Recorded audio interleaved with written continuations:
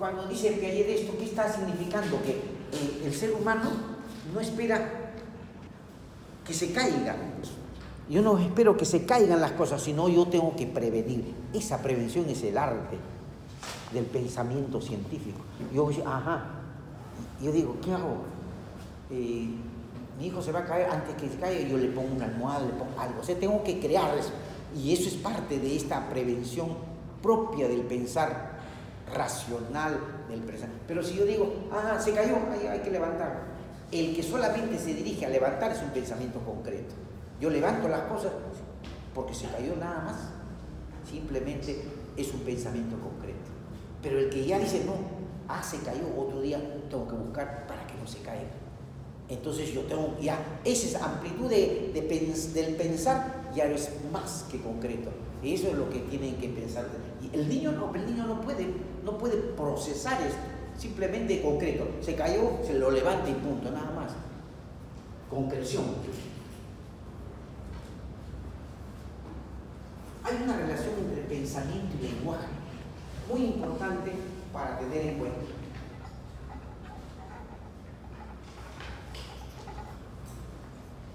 Esta relación se va a dar porque siempre están unidos, incluso desde el punto de vista neurobiológico, los centros cerebrales están fundamentalmente enlazados.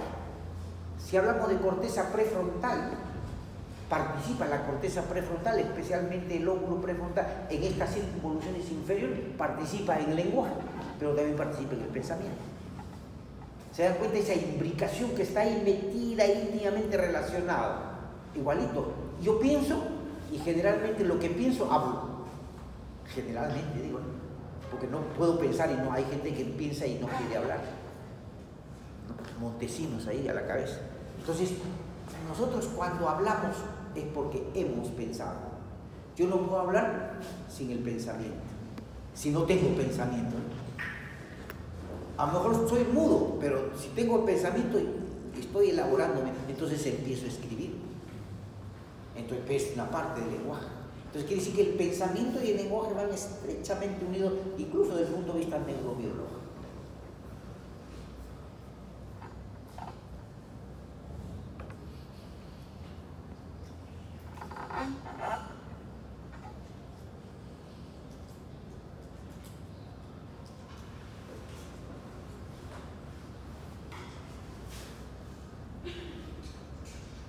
Ahora, es interesante también que hay una teoría de esa reguladora que explica que la acción y el pensamiento depende de la capacidad lingüística. Claro, si yo tengo más capacidad lingüística, entonces yo tengo más posibilidad de poder hablar.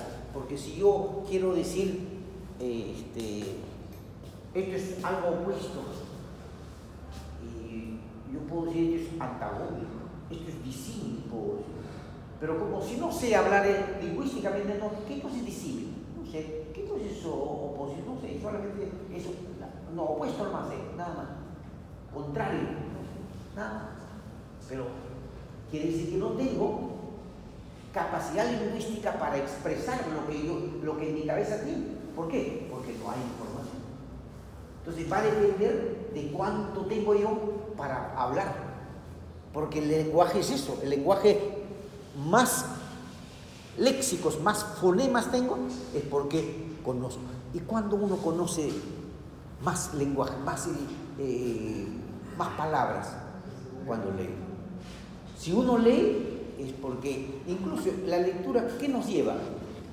A incrementar nuestra lexicografía o lexicograma, ¿ya? Pero además nos lleva a escribir correctamente en forma gramatical, porque el punto y coma, sabemos el punto, los puntos, no hay diéresis, no importa, pero qué sé yo, ¿no? O sea, quiere decir que uno va aprendiendo, leyendo buenos libros, por cierto, porque hay libros también que no hay ni buenos signos ortográficos, están muy venidos a menos.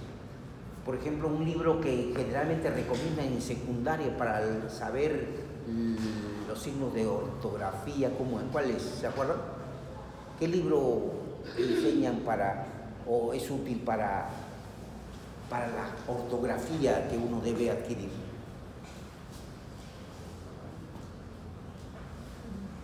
muchos libros, o hay un libro que habla del burrito, de un burrito habla. Platero y yo. Ah, ya, Platero de Juan Ramón Jiménez. Claro, Platero y yo. Ese es un librito bonito. Claro, Platero y yo. Es un español que habla Juan Ramón Jiménez. Entonces hay que leer para aumentar este caudal lexicográfico y entonces poder dimensionar nuestro lenguaje, porque si no, como digo, no voy a poder hablar más. Lo que yo pienso se va a quedar en pensar y no voy a poder transmitir.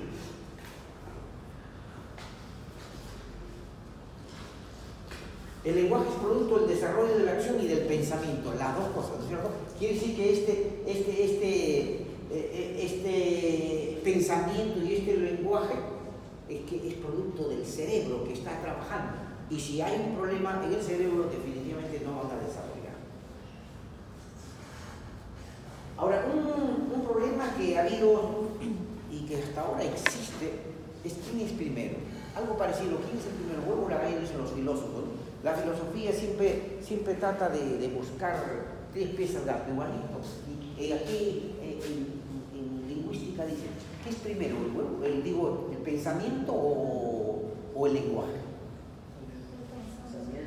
Claro, algunos dicen así, algunos dicen no, el lenguaje, por si acaso. Pero ya eso queda a criterio de cada uno. Pero ¿qué dice la teoría cognitiva? Aquí hay una hipótesis cognitiva. El pensamiento está antes que el lenguaje. Primero pienso, como dice también René Descartes, ¿no? Pienso y luego existo. Entonces, si yo pienso, entonces voy a transmitir lenguaje. Hay otros investigadores que dicen lo contrario y tienen bastante validez. Chomsky es uno, ¿no? Lean a Chomsky, se da cuenta que dicen, no, el lenguaje es primero y después es el pensamiento. Y tienen sustento, ustedes no pueden cerrarse, no, chiste, no. Aparentemente es una desfachatez científicamente probable, pero ahí tienen sus distinciones, unas que otras, pero así es, de eso se trata en ciencia, se trata de buscar el punto medio. Sin embargo, siempre viendo el equilibrio, la mayor parte de las hipótesis cognitivas es eso, ¿no? Primero es el pensamiento y luego es el lenguaje.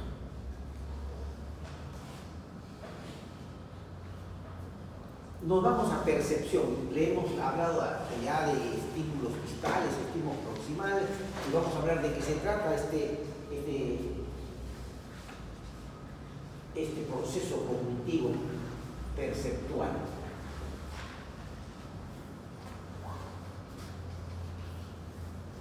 Pero básicamente algunos han dicho, ¿quiénes intervienen en la percepción? Los órganos de los sentidos. Esto fue antiguo, ya pasó a la historia ya. Entonces, no es simplemente los órganos de los sentidos, porque los órganos de los sentidos son 4, 5 y ahí que quedan, sino más. Y por eso habla de órganos sensoriales. Los órganos sensoriales son más, interesan no solamente estos que están acá, sino más todavía. Entonces, eso hay que ir explorando para ver y buscar quiénes son los que tienen esos receptores capaces de percibir el estímulo distal.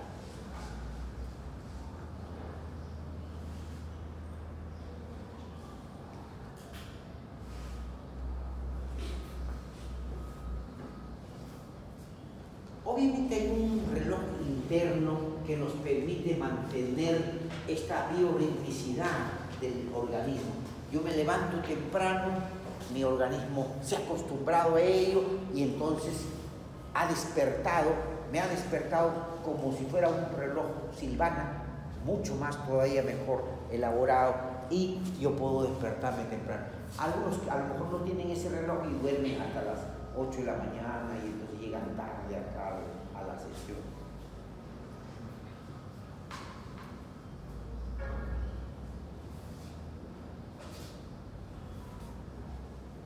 Claro, es una percepción temporal, puede ser prospectiva o puede ser también retrospectiva. En el tiempo, yo puedo calcular el tiempo que ha pasado, a ver, cuánto he tardado de mi casa hasta acá. más o menos 30 minutos. Estoy haciendo un cálculo y puedo hacer, esta es la percepción retrospectiva. Pero la percepción prospectiva puedo ir de aquí me voy ahora a Miraflores. Ajá, ¿cuánto voy a tardar? Más o menos de aquí, acá, de ahí me voy a otro carril y hasta más o menos 30 minutos o 40. Estoy haciendo cálculos de movimiento o en el tiempo, ¿no? Entonces eso también me parece interesante tener en cuenta la percepción temporal. Percepción de movimiento, ahí está, también percepción de movimiento. Modelos de movimiento mecánico, ahí están los modelos que ustedes han estudiado en secundaria, rectilíneo, curvilíneo, circulatorio, circular, parabólico, etc. Ahí están los movimientos generales del movimiento, ahí está el modelo general del movimiento, ahí está. Lo que le he dicho, acuérdense, es interesante que el estímulo o la energía física sea transformada en actividad neural. El cambio se va a llamar transducción y entonces quiere decir que los estímulos distales pasan a ser estímulos proximales a nivel de receptores. Nada más, no hay cerebro ahí todavía. Y de ahí va a pasar recién al cerebro. Entonces, quiere decir que eso es muy importante para tener en cuenta cuando hablamos de percepción de movimiento. Allá se tiene que ocurrir eso y entonces digo yo, hay una situación de movimiento y yo percibo algo, llega a los receptores y de ahí se va pues al cerebro después de la transducción.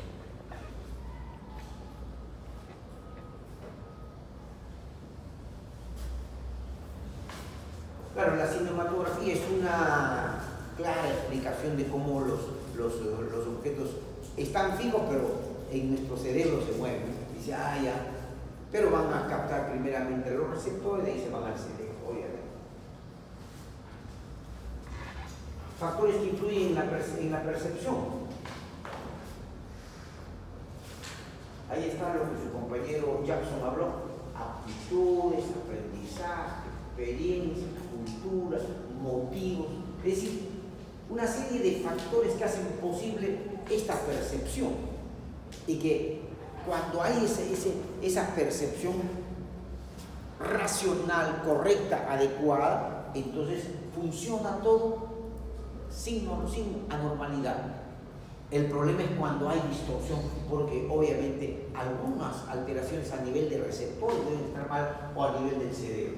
Mientras tanto, yo puedo decir que si tengo una aptitud, yo puedo percibir algo, pero si no tengo aptitud, ¿cómo voy a percibir? A lo mejor percibo, pero puedo percibir mal. El aprendizaje, yo quiero aprender.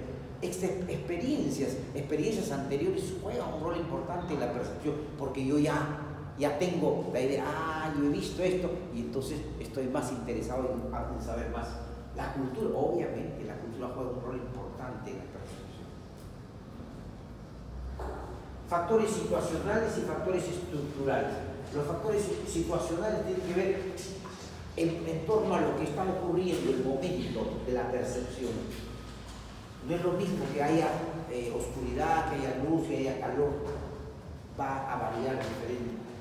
Cambios estructurales tienen que ver con esa estructura del estímulo, propiamente el estímulo. ¿Qué hay en ese estímulo? A lo mejor ese estímulo está coloreado, no está coloreado, está roto, no está roto. ¿Qué tiene ese estímulo que hace posible que yo capte o intente captar la atención? Muy bien, ha terminado. Gracias.